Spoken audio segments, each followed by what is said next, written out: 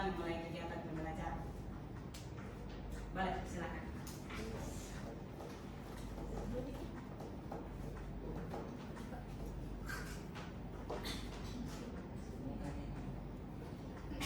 Guru dan kawan-kawan, sebelum kita melanjutkan pelajaran pada hari ini, marilah kita berdoa. Berdoa menurut agama dan kepercayaan kita masing-masing. Berdoa damai.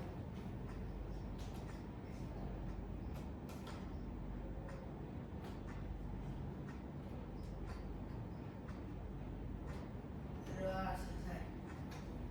Ya, baik, terima kasih. Nyong Nino, silakan kembali ke tempat. Ya, sebelum kita memulai pembelajaran, Ibu Guru mengambil absen dulu. Ketua kelas, ketua kelas mana? Ketua kelas, ya. Ketua kelas ada yang out hari ini? Tidak ada, Bu, semua hadir. Berarti hari ini semua hadir. Sebentar ya, tulis absen dulu. Semuanya hadir. Oke, baik. Semuanya sudah siap untuk belajar? Siap. Semangat mereka. Semangat? Siap. Semangatmu. Ini semangatku. Semangat. Ulang. Mana semangatmu? Ini semangatku. Oke, baik. Hari ini kita akan belajar tentang mata pelajaran coding dan kecerdasan artifisial. Kamu sudah pernah dengar mata pelajaran coding? Belum, ya, karena itu adalah mata pelajaran terbaru. Ya, mata pelajaran terbaru yang akan kalian pelajari. Namanya KKA.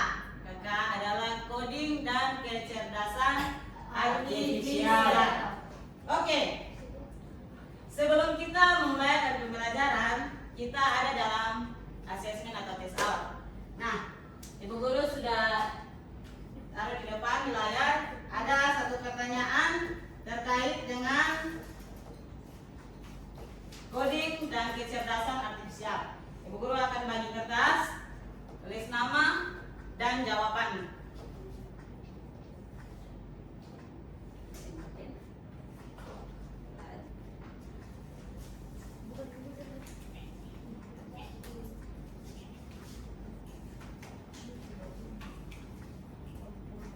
Oke, silakan. Jangan lupa tulis nama.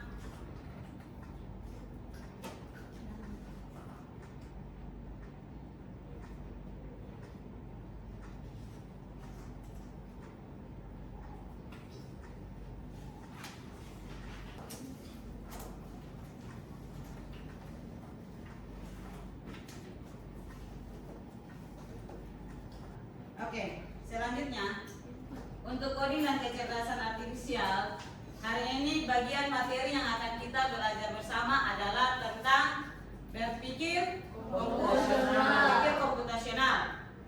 Berpikir komputasional. Ya. Tujuan pembelajaran kita di hari ini adalah yang pertama menjelaskan tentang konsep berpikir komputasional dan yang kedua mengidentifikasi masalah di kehidupan sehari-hari dan menerapkannya dalam langkah-langkah berpikir komputasional. Ya, dua ini adalah tujuan pembelajaran yang akan kita capai bersama pada pagi hari ini. Oke. Ibu Guru ingin bertanya, pernahkah kalian menghadapi masalah saat menyelesaikan tugas atau PR yang sulit? Nah. Coba, pernah? Pernah. Apa yang akan kamu lakukan? Coba, siapa yang bisa jawab? Oke, silakan, berdiri.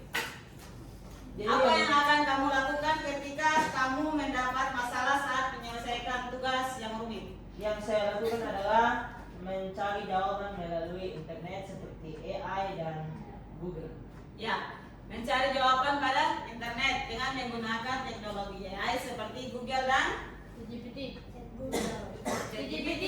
Ya, oke. Berarti jawaban yang disampaikan oleh Nyong siapa? Eko. Nyong Eko. Ya, Nyong Eko itu benar. Ya, itu yang dilakukan Eko ketika dia mengalami kesulitan dalam mengerjakan tugas yang sulit. Ya, Ibu Guru minta semuanya berdiri. Berdiri. Oke, kita ice speaking sebentar sebelum lanjut. Siap? Semuanya pandangan ke depan.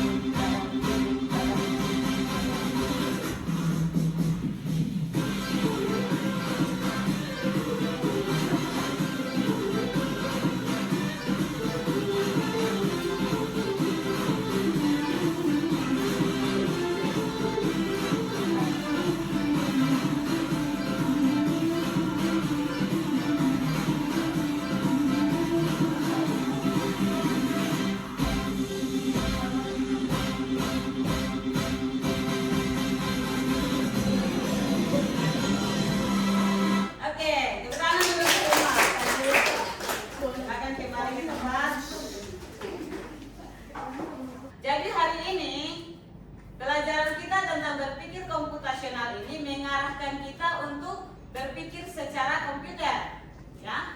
Jadi kita memecahkan masalah yang besar menjadi masalah yang kecil. Nah, selanjutnya apa yang dimaksud dengan berpikir komputasional? Ada yang bisa jawab apa itu berpikir komputasional? Ya, silakan. Ya, jadi berpikir komputasional merupakan metode pemecahan masalah dengan menerapkan teknologi ilmu komputer dan informatika. Iya, tepuk tangan dulu. Jadi, berpikir komputasional, pengertian berpikir komputasional secara umum adalah berpikir komputasional adalah metode menyelesaikan persoalan dengan menerapkan teknik ilmu komputer, ya, atau informatika. Jadi kita berpikir menggunakan teknik komputer. Nah, berpikir komputasional juga dapat diartikan sebagai konsep cara menemukan masalah yang ada di sekitar kita. Nah, dengan mengamati lalu mengembangkan solusi untuk memecahkan masalah-masalah tersebut. Jadi salah satu contohnya ya, siapa di sini bangun pagi langsung datang ke sekolah? Tidak ada kan? Dia bangun pagi harus dia bangun, dia mandi, sarapan dan lain-lain dulu tuh baru dia datang ke sekolah kan? Iya. Nah, itu adalah contoh pemecahan masalah. Jadi dia dari masalah yang besar kembali ke masalah yang kecil. Contoh dia kesulitan untuk mengerjakan tugas berarti dia menggunakan teknologi untuk membantu. Benar kan? Benar. Oke, lanjut. Nah, berikutnya teknik dasar berpikir komputasional. Jadi teknik dasar berpikir komputasional ini terdapat 4 bagian. Ya. Yang pertama adalah dekomposisi, yang kedua abstraksi, yang ketiga pengenalan pola, dan yang keempat algoritma. Kita bahas satu persatu ya.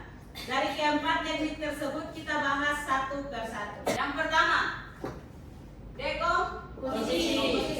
Ya, dekomposisi ini adalah teknik pemecahan masalah dengan cara memecahkan masalah menjadi subbagian yang lebih Kecil. Yang kedua adalah pengenalan pola. Teknik pengenalan pola merupakan teknik yang digunakan dalam berpikir secara komputasional. Dengan pengenalan pola tertentu, dengan melihat adanya kesamaan. Nah, yang ketiga adalah abstraksi. Tadi kita sudah bahas dekomposisi, kemudian pengenalan pola. Yang ketiga Abstraksi. Nah, untuk abstraksi merupakan sebuah aktivitas yang berkaitan dengan kemampuan untuk dapat memilih informasi yang ada dari permasalahan yang kompleks menjadi informasi yang lebih sederhana. Contohnya dia membaca diagram dan membaca posisi GPS. Yang terakhir, algoritma. Algoritma adalah tahapan yang dilakukan untuk menyelesaikan permasalahan yang ada secara jelas dengan langkah-langkah yang ada, menggunakan bahasa yang mudah dipahami dan masuk akal. Bagaimana penerapan berpikir komputasional di bidang non-teknologi? Jadi, berpikir komputasional ini bukan hanya di bidang ilmu informatika, ilmu coding, dan lain-lain, tetapi dia juga ada di bidang lain. Contohnya di bidang pertanian. Petani bisa menggunakan data cuaca untuk hasil panen sebelumnya, untuk memprediksi waktu tanam dan merancang pola tanam tersebut. Ya, bukan cuma di bidang pertanian, tetapi juga di bidang Kesehatan. Di bidang kesehatan, dokter juga bisa menganalisis gejala, kemudian menyelompokkan jenis penyakit dan menentukan langkah Pengobatan. Selanjutnya kita ada dalam pembentukan kelompok.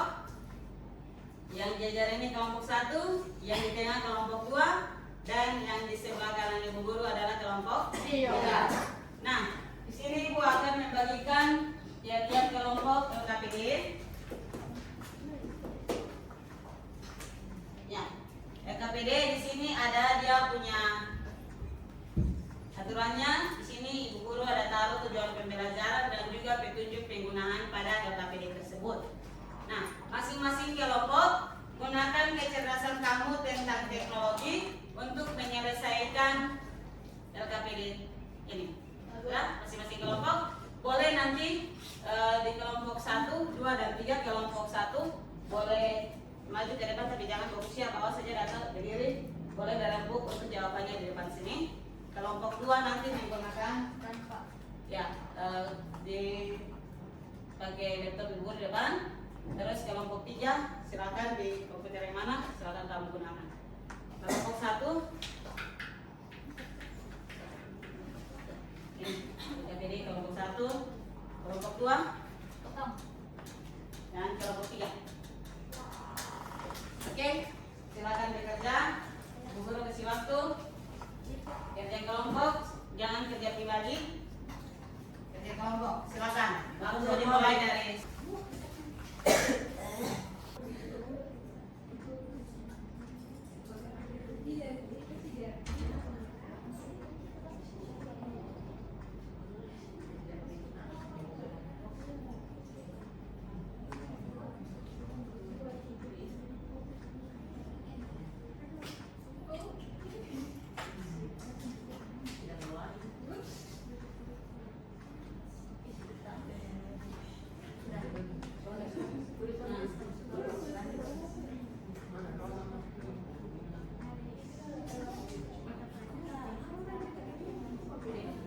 pembelajarannya.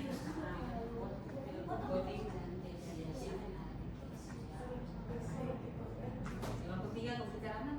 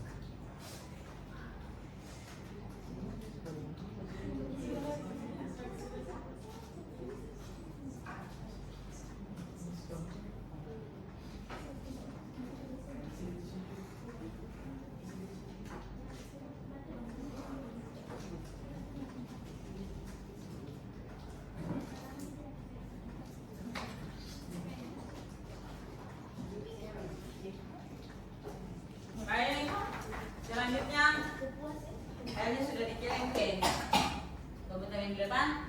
Sudah. Kelompok 3 kirim file. Sudah. Kelompok 2 sudah. Kelompok 1 filenya sudah dikirim. Oke. Saatnya untuk presentasi. Sudah. Kelompok yang akan presentasi pertama. Kelompok 1 siap? Baik, kelompok 1 silakan ke depan untuk presentasi. Oke, kelompok yang lain bisa lihat layar di depan. Bisa, Bu. Oke, mohon perhatian. Kelompok 1 akan mempresentasikan hasil kerja kelompok mereka. Kelompok 1 waktu disilakan. Assalamualaikum warahmatullahi wabarakatuh. Waalaikumsalam warahmatullahi wabarakatuh. Salam sejahtera kita semua, shalom. Di saat ini kami kelompok 1 akan mempresentasikan hasil kerja kami. 1. Mengumpulkan pakaian kotor dari berbagai sumber seperti lemari, kamar mandi atau tempat lain. 2. Memisahkan pakaian berdasarkan warna, jenis kain dan tingkat kekotoran. 3. Mencuci pakaian menggunakan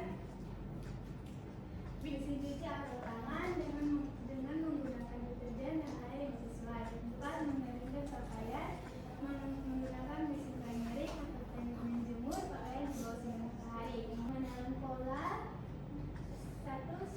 Sortir, pisahkan pakaian berdasarkan warna dan jenis. 2. Cuci, gunakan deterjen sesuai dan air yang tidak terlalu panas. 3. Bilas pakaian yang bersih untuk menghilangkan sisa deterjen.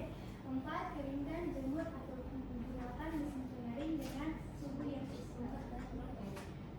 Abstraksi. Pertama, pisahkan sortir pakaian berdasarkan warna dan jenis kain. Yang kedua, bersihkan, cuci pakaian dengan deterjen yang sesuai. Yang ketiga, hilangkan sisa, bilas pakaian hingga bersih. Yang keempat, keringkan, jemur atau gunakan mesin pengering. Algoritma. Langkah-langkah. Yang pertama, sortir pakaian. Pisahkan pakaian berdasarkan warna dan jenis kain. Yang kedua, tentukan deterjen. Pilih deterjen yang sesuai dengan jenis pakaian. Yang ketiga, cuci pakaian. Cuci pakaian dengan deterjen yang sesuai. Yang keempat, bilas pakaian.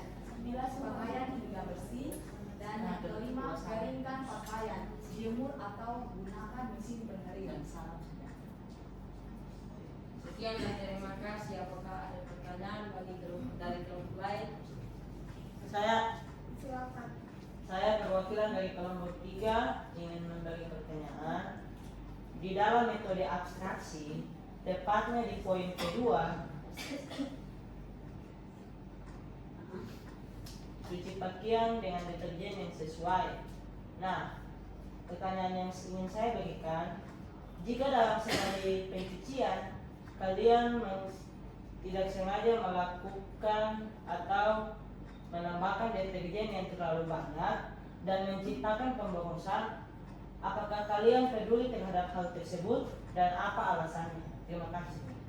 Baik, terima kasih atas pertanyaannya. Dalam metode abstraksi, kita fokus pada konsep dan prinsip umum, bukan detail spesifik. Namun, dalam konteks pencucian menggunakan deterjen berlebihan dan menciptakan pemborosan, peduli atau tidaknya seseorang tergantung pada beberapa faktor. Yang pertama, kesadaran lingkungan. Seorang yang peduli lingkungan mungkin akan memperhatikan dampak pemborosan deterjen terhadap lingkungan dan berusaha menguranginya. 2. Efisiensi sumber daya. Orang yang peduli efisiensi sumber daya mungkin akan berusaha mengurangi penggunaan deterjen berlebihan untuk menghemat biaya dan sumber daya. Dan yang ketiga, prioritas. Beberapa orang mungkin memprioritaskan kebersihan dan kenyamanan di atas pertimbangan lingkungan dan pemborosan. Alasan untuk peduli atau tidak peduli bisa beragam, tergantung pada nilai-nilai dan prioritas individu. Beberapa alasan untuk peduli. Yang pertama, mengurangi dampak lingkungan. Yang kedua, menghemat biaya. Yang ketiga, meningkatkan efisiensi. Sementara alasan untuk tidak peduli termasuk yang pertama, prioritas kebersihan dan kenyamanan. Yang kedua, kurangnya kesadaran lingkungan. Dan yang ketiga, keterbatasan informasi tentang dampak pemborosan deterjen. Terima kasih atas pertanyaannya. Oke. Sekian dan terima kasih hasil presentasi dari kami kelompok 1 dan kami akan menutup. Terima kasih. Oke. Jadi kelompok 1 tadi adalah menjelaskan tentang berpikir komputasional dalam kehidupan sehari-hari dengan menggunakan contoh mencuci pakaian. Oke, selanjutnya kelompok 2 atau kelompok 3? Kelompok 2. Oke, silakan kelompok 2. Terima kasih atas kesempatan yang telah diberikan. Tapi sebelumnya perkenalkan sebagai moderator dan teman saya. Perkenalkan nama saya John Albertus sebagai anggota dan teman saya Jeremy sebagai anggota dan saya Mirai Talbes Soplani sebagai pembawa materi dan saya Telitwa sebagai penulis. Baik Bu Guru dan teman-teman, kami dari kelompok 2 akan mempresentasikan tentang berpikir komputasional menggunakan contoh sederhana yaitu dalam pembuatan nasi goreng. Tujuan pembelajaran yaitu mengidentifikasi tahapan berpikir komputasional dari aktivitas sehari-hari dan menerapkan dekomposisi, pengenalan pola, abstraksi, dan algoritma secara sistematis. 4 metode dalam berpikir komputasional. Yang pertama, dekomposisi, memecah masalah yang besar menjadi bagian kecil. Dalam membuat nasi goreng, masalah besar yaitu bagaimana cara membuat nasi goreng. Maka kita dapat memecah menjadi bagian-bagian kecil. Yang pertama dengan menyiapkan bahan, yang kedua menyiapkan alat, yang ketiga menggoreng bumbu, menambahkan nasi dan telur, dan mencampur semua hingga matang.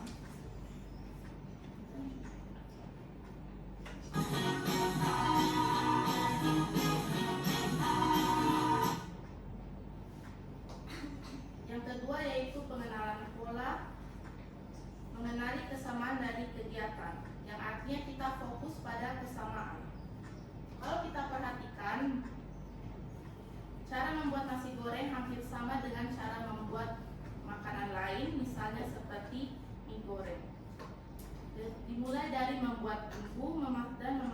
dengan bahan utama dan memasak seperti biasa.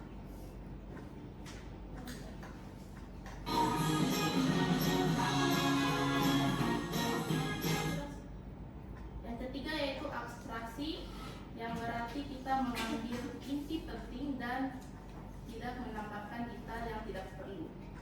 Intinya kita cukup untuk menyiapkan bahan, tumis bumbu, masukkan nasi telur, dan aduk sampai matang. Tidak perlu menuliskan detail kecil seperti mengambil piring di lemari dan seperti memotong bawang harus berapa, itu tidak perlu. Dan yang terakhir yaitu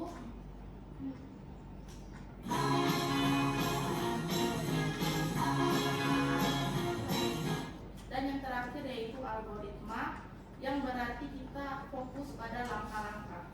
Langkah-langkah dalam membuat nasi goreng. Yang pertama, siapkan alat dan bahan. Yang kedua, nyalakan kompor dan panaskan minyak. Yang ketiga, tumis bumbu hingga harum. Keempat, masukkan telur, aduk hingga setengah matang. Yang ketiga, masukkan nasi, aduk rata. Yang keenam, tambahkan bumbu sesuai selera. Dan yang ketujuh, aduk hingga matang lalu sajikan.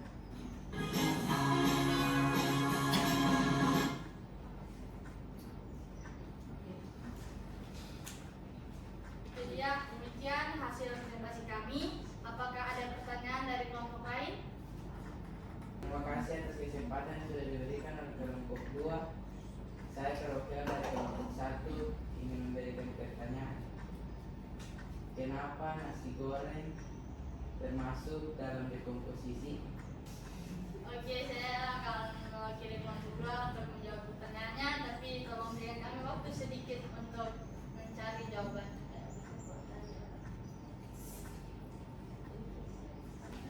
Baik, kami sudah menemukan jawabannya. Sekarang kami akan memberikan jawaban.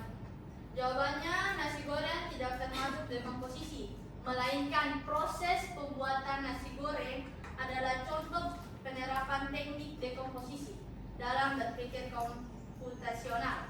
Apakah kelompok 1 puas dengan jawaban kami? Iya, puas. Demikian hasil presentasi kami. Cukup sekian dan terima kasih.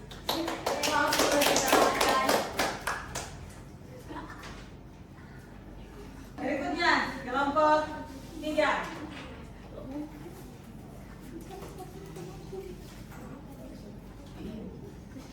Assalamualaikum warahmatullahi wabarakatuh. Waalaikumsalam warahmatullahi wabarakatuh. Salam sejahtera untuk kita semua. Shalom. Om Swastiastu, nama budaya, salam kebajikan. Salam. Sebelumnya terima kasih atas kesempatan yang telah diberikan kepada kami kelompok 3. Di sini kami akan mempresentasikan hasil kerja kami. Di sini kami akan menjelaskan pengetahuan kami terkait berpikir komputasional dengan cara sederhana, yaitu membuat kopi. Jadi kita lanjut ke dalam materi. Nah, ini adalah contoh LKPD yang kami dapat dari Ibu Guru.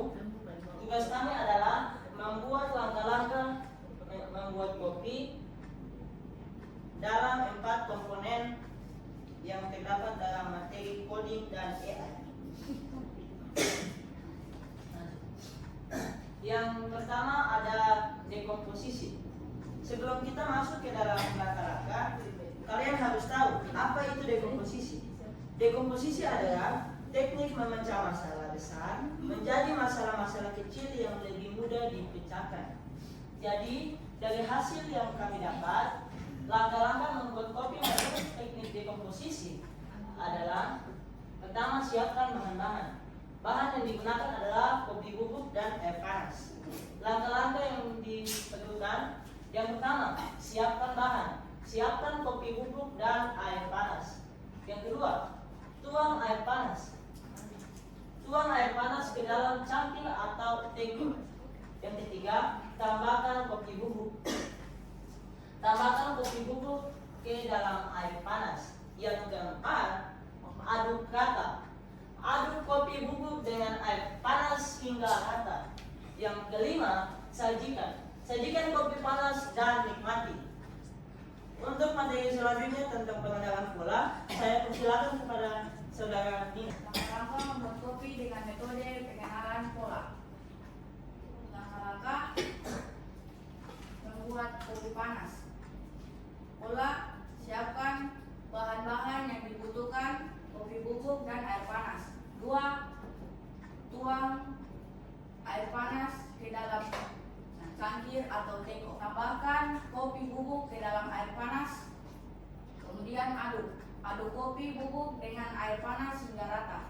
Kemudian sajikan. Sajikan kopi panas dan nikmati. Oke, selanjutnya kita akan masuk ke dalam metode yang ketiga, yaitu abstraksi. Di sini langkah-langkah yang dibutuhkan adalah sajikan bahan, dapatkan bahan-bahan yang dibutuhkan, yang di dalamnya ada kopi dan air. Yang kedua, proses pembuatan. Lakukan proses pembuatan kopi atau tuang air panas dan tambahkan kopi bubuk dan aduk. Yang ketiga, sajikan. Sajikan kopi yang telah jadi. Yang terakhir, algoritma. Membuat kopi dengan teknik algoritma. Langkah-langkah membuat kopi dengan algoritma. 1. Input: siapkan bahan-bahan yang dibutuhkan, kopi bubuk dan air panas. 2. Proses: tuang air panas ke dalam cangkir atau teko. Tambahkan kopi bubuk ke dalam air panas. Aduk kopi bubuk dengan air panas hingga rata. Output: kopi yang siap diminum. Selanjutnya kita akan masuk ke dalam teknik membuat kopi dalam kehidupan sehari-hari tanpa menggunakan komponen-komponen yang telah dijelaskan. Langkah-langkah membuat kopi: siapkan bahan yang di dalamnya ada kopi bubuk dan air panas. Tuang air panas ke dalam cangkir atau teko. Tambahkan kopi bubuk ke dalam air panas. Aduk rata bubuk dengan air panas hingga rata. Sajikan kopi panas dan siap dinikmati. Tips yang kami taruh adalah gunakan kopi bubuk yang segar untuk mendapatkan rasa yang optimal. Yang kedua, sesuaikan jumlah kopi bubuk dengan selera Anda. Semoga langkah-langkah membuat kopi di atas dapat membantu Anda. Saya kembalikan kepada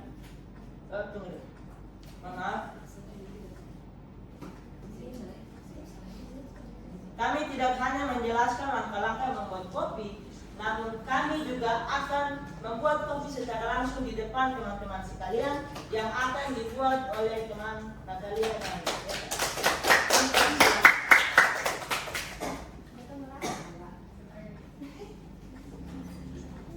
Teman-teman sekalian, kopi yang kami gunakan bukan kopi bubuk yang asli, ini biji kopi yang sudah kami tunggu, makanya tidak ada kemasan.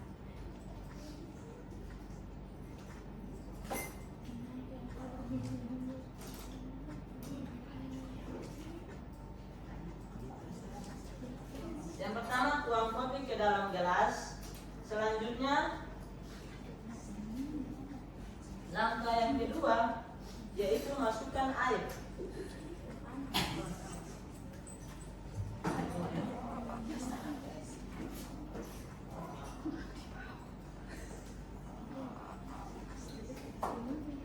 Setelah air dimasukkan, kita dapat mengaduk kopi dengan air hingga menjadi rata.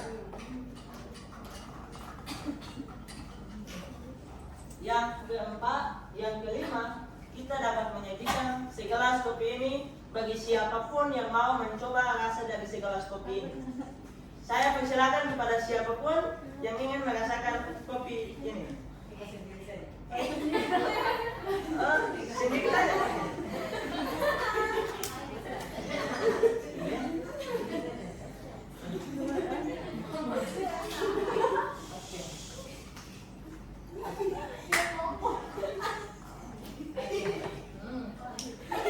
Oke, saya kembalikan kepada moderator. Ya baik, apakah ada tanggapan untuk saran atau kritikan? Tidak ada. Oke, tentang 3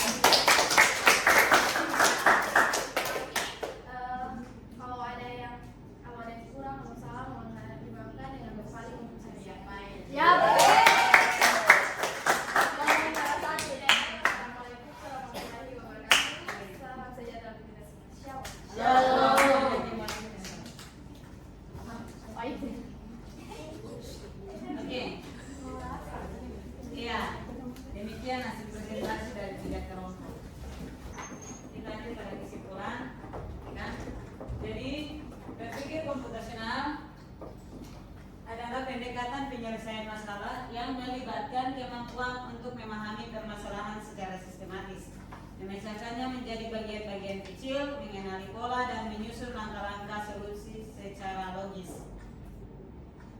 Dalam kehidupan sehari-hari, berpikir komputasional juga sangat bermanfaat karena membantu individu untuk yang pertama mengatasi masalah dengan lebih efisien dan terstruktur, kemudian mengembangkan cara berpikir logis dan kritis dalam mengambil keputusan, dan meningkatkan kreativitas dan inovasi dalam mencari solusi.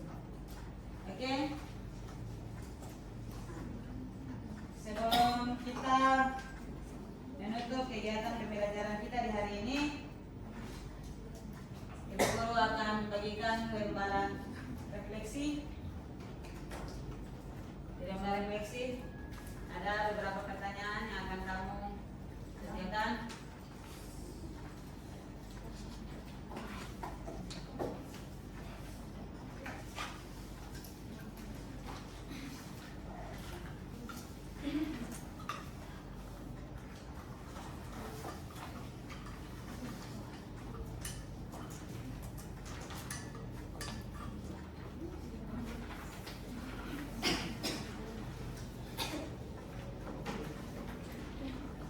Silakan kerja, waktunya 5 menit saja.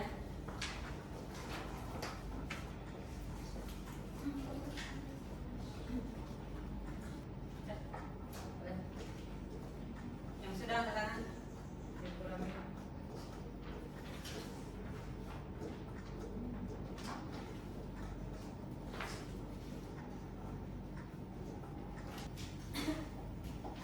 Sebelum kita pulang, Ibu Guru ingatkan kembali, minggu depan kita akan berjumpa lagi dengan mata pelajaran yang sama, coding dan kecerdasan artifisial, dengan materi yang baru, yaitu sistem algoritma. Oke? Ibu. Sebelum kita menutup kegiatan pembelajaran kita di pagi hari ini, Ibu Guru minta tolong untuk membawa kita dalam